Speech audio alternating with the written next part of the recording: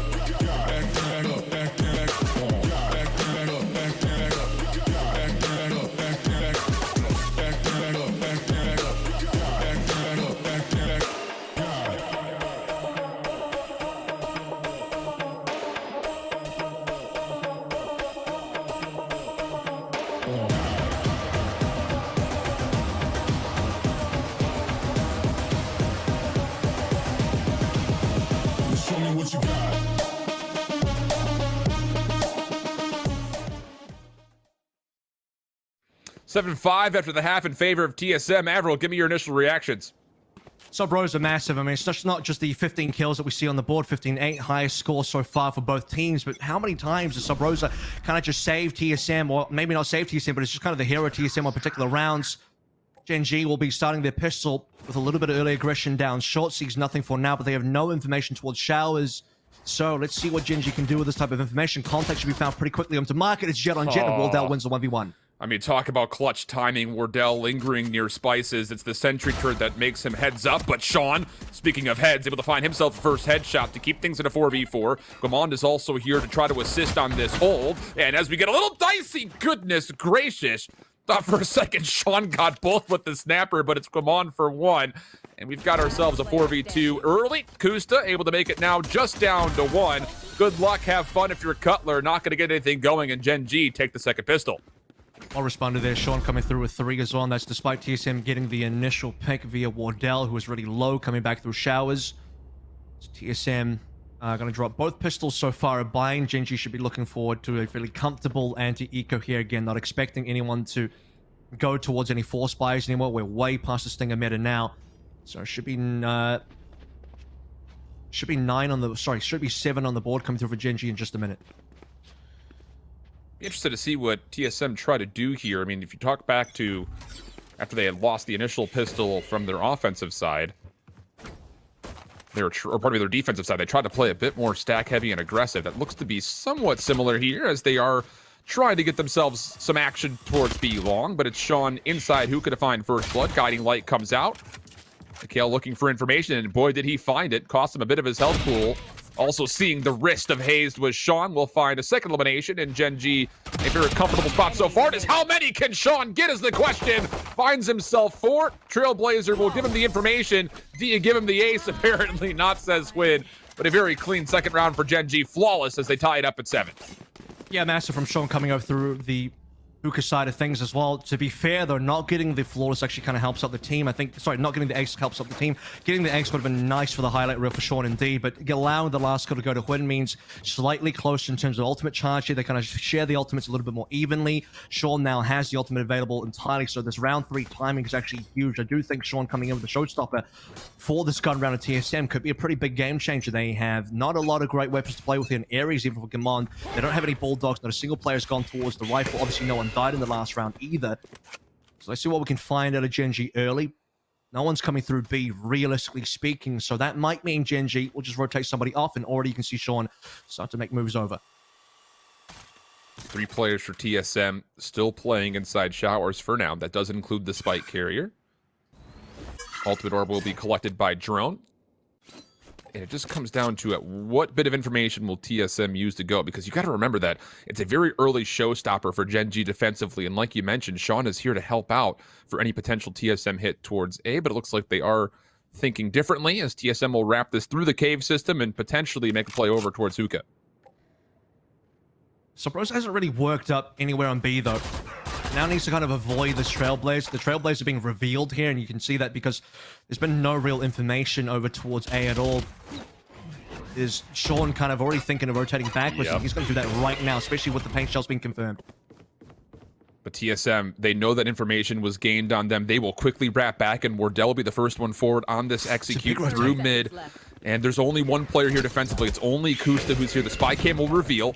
Does get flashed for a moment, just trying to play his life inside of lamps. Gets the first point of contact, takes down Cutler. He's able to find Wardell from the side, +4. Are you kidding me? Kusta for 3. Sean eventually gets there for the showstopper, and it's left the drone for a 1v2. He's going to try to quickly rotate through the teleporter and get this spike planted, but there are players around him on both sides. He will get there just in the nick of time. It just comes down to, can he get to a position to allow him to actually successfully play this post plant? First point of contact onto Mikhail, reads it, but the problem is you've got Win from behind, and Gen.G, oh my goodness. You got to give some credit, maybe a little bit of a raise to Kusta for that hold. I mean, Kusta's had some incredible moments so far on this map. You have to look over towards the attacking side as well. How many, 1v1s, how many clutch situations where it came down to very small numbers. You actually had Kusta kind of win here. He's like solo over towards A for a while because you had a massive rotation coming through from Gen.G over towards B. They saw a lot of aggression there. They saw the paint shells. They saw the extra util. And Gimon's like, I'm coming over. Sean's already started moving. I'm right behind Sean. Poor Kusta's by himself all the way in lamp, similar to what we saw Sabrosa. So kind of heroic shown from both teams here, just getting these kills. A little surprised that Wardell isn't able to swing through and kind of assist. I mean, the first kill coming on through, the Wardell's caught completely with his pants down there, and Kusta just collects the rest. 3 kills, plus the showstopper kill coming through as well that we expected from Sean. And that's going to be enough. 1 player left alive, 44 HP for Drone, and not expecting too much as we now head into the next round. TSM, not a lot to work through here. A very rough loss for them in that last one. You know, just going back to the last time that these two teams had played, it was essentially a copy-paste as far as how the first half went, but Gen.G's defense wins on average 73% of the rounds that they get into. So their defense definitely stronger than their offense, and an opportunity for them to find 4 rounds strung together in a row here defensively. TSM just on pistol upgrades, trying to find a way to make this round punishing, and boy, have they! Wardell will find first blood at long range versus Win. Now an opportunity for TSM to try to work for numbers and potentially also work for this weapon. Yeah, they do want to indeed. I mean, here comes a Trailblazer as well. They confirm that somebody is definitely still there. At this point in time, I think Gen.G might even want to start thinking about rotating over. And I know that's maybe early days, but with TSM dropping a gun over here, they definitely want to play for B long. It's low HP, even coming through for Wardell. Flash comes through, pretty successful, slows down the push, but TSM has now collected that rifle, gives them a little bit more of a chance to play this. Yeah, the exchange there was the guiding light for TSM, but the paranoia for Gen.G. And now here comes the full hit through B long. Mikhail, first one up, already tacked down pretty low. Damage is still pretty substantial, but Gomonda's also here. He finds himself 2, but Sabrosa with that picked up rifle will find 3, doing it 1 better. And now it just comes down to Kusta again. Gets the first. Knows that there's a second also still over towards B long, but for now he has cleared the site, and as you mentioned, the teleport will come through, and watching the rotation, well, that's going to be Hayes. He's already set up in a position to make sure that the A-Link stays safe. This is the real test now. They know that Wardell's gone through showers. Obviously, he's got the spike as well. Minimal time. He'll get the plant, no issues. Seems like the camera, yeah, the camera was actually still on, so pretty huge. Kusta still has a decent amount to play with here. Full HP. Now, this is going to be where we see if Kusta can continue winning the clutch situations. Very low HP on Wardell. 1 shot will do it. Hayes, though, can he find the timing? This is where they're getting a lot of chip damage as well. Off angle's being taken here. Kusta has no idea, and Hayes swings through.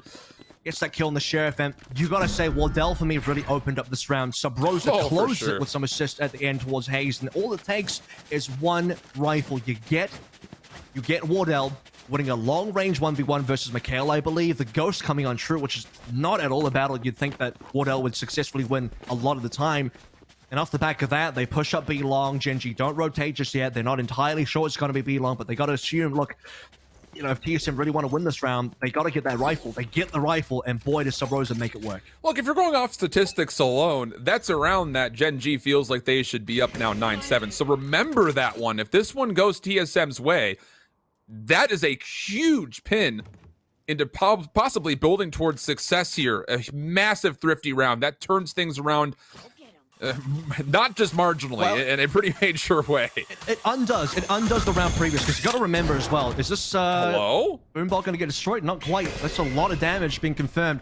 But I was going to say, it kind of undoes the success of round 3. Remember, Gen.G did win round 3, which is TSM's gun round. This 4th round that we just saw previously with the thrifty undoes that kind of round that came through for Gen.G. So in my opinion, we kind of just go even here. If you kind of consider this to be, okay, if TSM won the 3rd round, then Gen.G come back in the 4th round, it's still 8-8. So we're kind of back to square one, at least in my mind, how the round should have gone. It's still pretty insane how both those rounds kind of panned out in terms of who we thought was going to win, who then actually won. And TSM now not only have guns, but they have the ultimates as well. Remember, we were waiting for timings for TSM. Sabrosa already looking forward from the shadows, goes all the way towards Link and confirms it. So now it's just down to, can Gen.G respond to this? No, Sabrosa good for first point of contact. And so now TSM have made their way on Kusta. How heroic can you be here? Nanostorm was sent out, not going to find anything. He's going to allow the spike to be planted, wait for a bit of help. Delayed peek, finds 1 elimination, not going to get the second as Sabrosa doubles down. And now you look at Gen.G with Sean on the long wrapping flank. But TSM also have Cutler, who have cleared out showers. 3v4, showstopper still in play if required for TSM. Mikhail has made his way on. Win trying to clear angles with the operator. Cloudburst will try to keep denial of a line of sight out of showers, and Sean's pinch is successful. Finds the first. Time becoming a bit of a problem, or is it? Just down to Cutler. Finds one. Needs to get the second and does. 1v1 situation. Gets the shoulder peek and now plays the clock accordingly. Doesn't even need to. Cutler for 3. TSM up by 1. And showers was the one place that Gen.G did not clear. They did not check it properly. Cutler swings for huge damage. It looked like it was going to be massive. It looked like it was going to be Gen.G getting the defuse. They had cleared out Lamp. Sean was getting a lot of kills there, 3 versus 1, but Cutler had time on his side. I mean, accurately called it. I was even thinking maybe time was going to be an issue about 10 seconds prior to that, because it was taking Gen.G quite a while to start getting some moves. They were clearing very slowly. And when that happens, I mean, you just don't really have time on your side. I think with maybe a few more seconds to play with, possibly Cutler still wins the 1v1. I think he was probably favored, but you'd then probably get a little bit more util of Cutler. He'd have to spend maybe the Seekers. That would have been huge in terms of at least Gen.G coming back. And now in this particular round, at least a 1-for-1 trade. Sean finds the long-range sheriff, and that's decent. And that's the Blade Storm that's also off the table for Gen.G on this pistol upgrade round. Instant denial coming out of Wardell, and he has won a couple of gunfights through B long that I think in most circumstances you would expect it to go the opposite. An exchange of Trailblazers. Looks like Mikhail has avoided his successfully. Sabrosa playing shoulders. Not going to be able to find a kill, as Gen.G have to try to do what they can to hold their lives in this 3v4 and hope that help can rotate over quick enough. Still 1 minute roughly to play with here. Both teams, I was going to say both teams are really just TSM. The ultimates on Gen.G are gone now, the ones they really wanted anyway. Mikhail's going to have to come up huge on the Spectre, similar to what we saw from Kusta earlier, but Sabrosa's too good for that. Now the last two coming through from Gen.G, even the due diligence to throw in the Seekers here, they won't really need it. The Seekers will reveal that somebody's in hookah. Kusta's going to try and run away. The alarm bot even spots him, and just a frenzy available means it's pretty bad news here. Paint shells will also get a bit of chip damage as the spike does get planted. TSM not wanting to give away any other lives. Kusta will see a bit of information as jumping over the top was Cutler. Sabrosa watching through the defensive spawn, able to find his 3rd kill in the round, and that will mean that TSM should be able to lock this up pretty clean with the last 4 members that are surviving. I mean, they know where Kusta is roughly. He was hanging out around lamps. I'm sorry, around hookah rather. And there should be a freebie for Hayes in just a moment. Hayes has already got the ultimate, so this isn't going to really award him much except for the extra credits. Kusta is hoping people exit towards him. He'll get his wish for sure. He'll be surrounded. Sabrosa's coming through from the back. Cutler gets awarded the kill, which is great because Cutler actually used his ultimate, which means he gets 1 more extra ult charge moving forward. In terms of spreading the kills out, pretty decent from TSM, who are now 2 ahead. 3 apiece, though, so far in this half. Really, the 2 ahead that they got was on that opening half, which ended 7-5, and I mean, still a pretty close affair. This round, though, this is okay. For Gen.G, they have the money again. Wynn's going over towards the Operator, light armor, but they have a bunch of ultimates coming through, especially looking over towards Showstopper for Sean, which has been finding some decent value. It looks like we are going to get a bit of a pause. I mean, in my mind, this has got to be a must-win round here for Gen.G. You lose this one, especially if you spend ultimates, you're down 11-8, and you're probably going to go to another save again. Do you concur with that, Avril? Looking at this from Gen.G's perspective, saying they have to win this one? I actually think if Gen.G, definitely they would have to kind of need this to bounce back, at least in terms of economy. But if they start losing members here, I wouldn't be surprised Gen.G start thinking about saving guns, especially thinking about saving the Operator as well.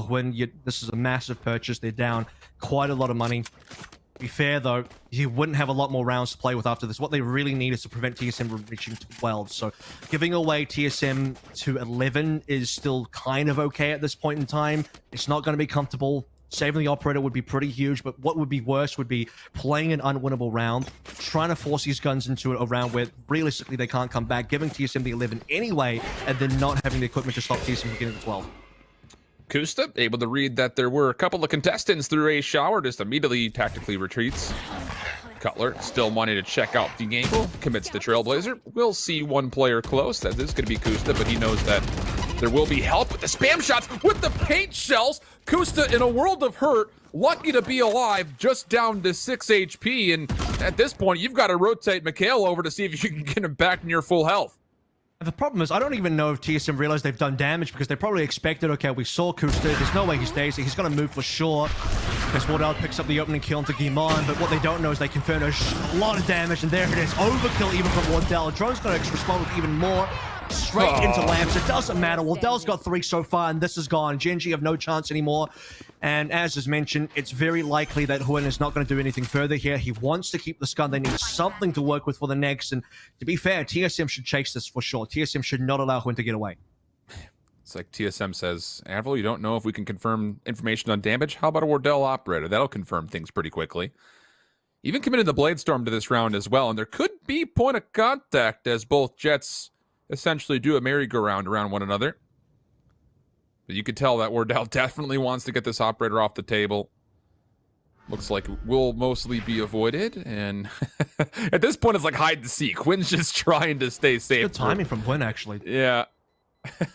Like, he's completely dodged everybody. He doesn't realize, well, he does definitely realize it because he doesn't see anybody, but TSM right now thinking, like, where could this guy be? Did he maybe go towards caves? The one area they didn't check is caves. There's still 5 seconds to play with here, roughly. There's going to be a kill from Quinn. No, he dashes into another player. That's really Feels rough. bad. Major feels bad moment for sure, but a round that we were kind of framing up as a potential must win. It's this first point of contact, and Wardell confirming the first kill. They know that Kusta's pushed. I'm not really sure the angle. He gets him just right over the corner of the quad box, and then from there on out, Drone just clears extra space. Like you mentioned, a bit overkill with the showstopper, but a massive round for TSM, and now puts Gen.G up against the rope. So to be fair, they do have a showstopper that could potentially be a win condition for them here in the next round. Straight away, Wardell's going to take control over towards B. I mean, he knows he's got a massive gun advantage. It doesn't really matter here. Butler actually even has the operator, so it's not even Wardell sniping this particular round. He just wants to get into a line. Using this Vandal, dashes in straight away. Trailblazer now to put in the extra pressure from Gen.G. Need to do something special here. I don't know if anyone actually has a buy. Kusta had, like, the most money. He actually might have something to play with, but I couldn't quite catch it, so we'll have to see if maybe he can be the person to do something. He's walking down Showers now, getting a lot of info there. Possible contact even onto Drone, but I don't know what's going to happen. He walks away, and no, he doesn't have a gun. He's got 2,400 still to play with, so they're very much just going to save up and possibly allow TSM to get the 12 and save up for the potential to go 4 in a row to go to the OT, as now Gen.G rotate one more extra coming through from Quinn and hoping they can at least have a bit of a defense going with 3. It does avoid the guiding light, misses the one tap. Second challenger was Gomon, third challenger Quinn. Only one of them going to find an elimination and wins down to just 65 HP. Would have to catch some brilliant timing here if he wants to try to even the odds, at least as far as the numbers are concerned. Sabrosa locking things up through lamps, finds the shoulder, finds the headshot. TSM's hopes down, or probably up to a 4v1 situation. It's Gen.G that's down to the solo player, and Mikhail, as he tries to come out of the dirt cover, will be dealt with. So TSM on 12, and it will be 4 rounds required in a row from Gen.G if they want to see overtime. Yeah, well, this is the round that Gen.G's been waiting for now, because they did kind of half buy eco that last round. I mean, they had the option to force. I think if Quinn actually lived 2 rounds ago, the operator possibly would have forced in. Maybe they would have just played the hero operator, which, you know, Quinn's got an operator now as well. Wardell's picked up his again on his side with Cutler dropping it back over. Looking towards ultimates. The good news for Gen.G is they do have ults, but to win 4 in a row here, I don't see TSM having to eco or having to have a broken buy for the rest of this entire half, and then OT, obviously it doesn't matter. So TSM should be well and truly stocked up for the last 4 rounds. It's going to come down to Gen.G just stringing together as much as they can, or 4 is going to be as much as they can to try and get this OT. Well, we need to see something a bit more resilient from a Gen.G gun round. In the defense so far, outside of the pistols and the anti-eco, they have been empty through everything else so far, including that TSM Thrifty that put us to 8-8. So now as TSM start to make their play through A mid, Kusta has been paranoid. Guiding Light will also blind him up. Drone for first blood. Hayes dropping the lockdown and the take of the A site. Should be successful off this win. Thinking about it, will take the peak. That's the spike carrier down. And an opportunity here for Gen.G to potentially start to fight this one back in a 4v4. So Broza has a potential timing here. There's no way. Yeah, Quinn doesn't know. Quinn is not going to check that angle either. Scoped in to look over towards Showers. Going to confirm that no one else is in Showers now either. 3 versus 4. At least the showstopper is available, but not if the pick comes through. Sean's down. That's the only big ultimate Gen.G had. Gone 4 versus 1, and this is at TSM. Are going to take map number 1. There is no way Gimon does any more here. Subrosa shuts it down. 3 kills, and by far, in my opinion, the MVP of this opening map. I mean, so many clutch moments across the board, but yeah, I 100% agree. Sabrosa came in massively. You got to even think back, it kind of lingers in my mind, you know, that Thrifty round where Sabrosa is able to pick up that dropped AR over towards B long thanks to Wardell and his opening ghost shots, and then he finds 3 kills with it. That round right there, a massive one overall, but one of the things that we've noticed about Gen.G is they're having a bit of problems in full-on gun rounds, especially from the defensive sides of maps. that one absolutely included, as they only take 3 rounds defensively. 2, like we mentioned, came off the pistol and the anti-eco. That was the 3rd overall. So not exactly the greatest situation for Gen.G, especially considering that, hey, Avril, that was their map pick. So now you've got to go over to Ascent, where TSM have been flawless thus far through the VCT. Yeah, and I think Ascent's going to be a really difficult one for Gen.G as well. This was going to be a tough... I think they maybe should have started on Icebox. Now they're probably shaking their hands as well, thinking, maybe we should have started on Icebox. They know they've beaten TSM on Icebox before, but we also know TSM's a pretty darn good Icebox team. Really rough map overall. Mikhail, who ends on only 5 kills. By the way, here's a bit of a fun fact. Mikhail only had 5 kills from the first half, so in the second half, he actually didn't pick up a single kill, which is really, really rough, and that includes dying a wall down on that very long-range short and B-long that gave Subroza the gun, which ends Subroza on, 28? Nearly on the 30 bomb, and probably would have hit the 30 bomb as well if we had another couple of rounds. So massive ups to TSM and Subroza there as they get a comfortable 13-8 on that one. Well, it took them 3 tries to get here to the Challengers main event, and they will not be hesitating to make a statement early. We'll send things to a break, give you some more thoughts on map number 1, and of course, give you the full setup for Ascent coming up for map number 2 when we come back right after this.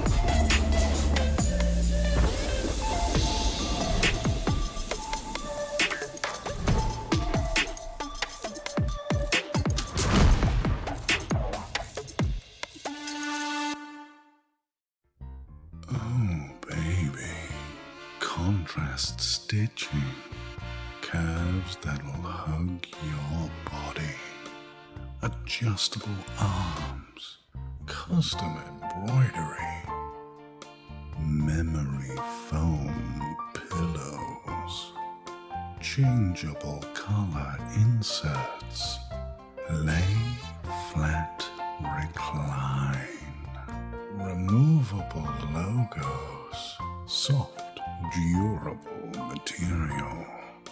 Yeah. Like what you see, baby? Zip chair.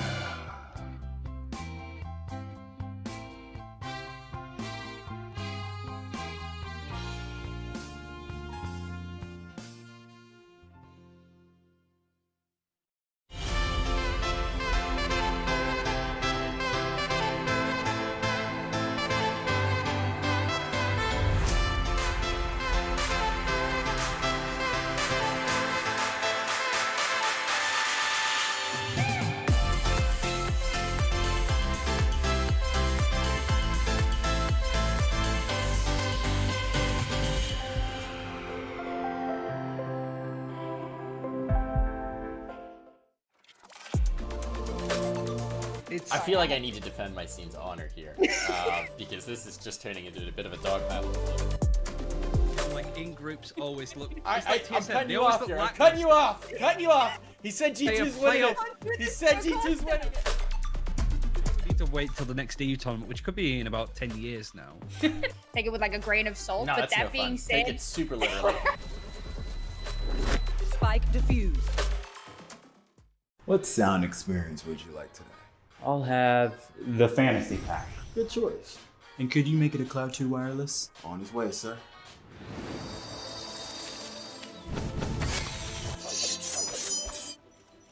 Sounds amazing! Wow.